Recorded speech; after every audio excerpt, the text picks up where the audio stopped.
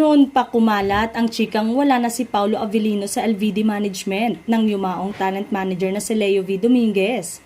Actually, may mga blind item na rin na naglalabasan. Ang chika pa, kahit pa sa ABS-CBN Studio ay hanggang katapusan na lang ng September ang kontrata ni Paulo.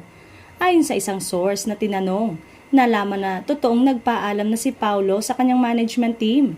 Maayos naman daw ang goodbyes nila at hindi dapat gawa ng intriga dahil matagal na rin namang walang management contract si Paulo sa LVD Management.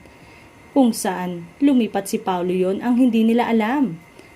Kumalat ang tungkol sa paglipat ng management team ni Paulo nang machikang nakipag-meeting siya sa isang producer at TV network na gustong kunin muli ang kanyang serbisyo para sa isang pelikula. Si Paulo raw kasi mismo ang nakipag-meeting sa baguhang producer na kumuha sa kanya. Anyway, balitang nag-e-expire na rin ang kontrata ni Paulo sa ABS-CBN Studios at ang chika nga, mag-renew naman daw ito ng contract. Maaaring sa renewal na ng kontrata ni Paulo sa kapamilya malalaman kung sino na nga ang bago niyang manager.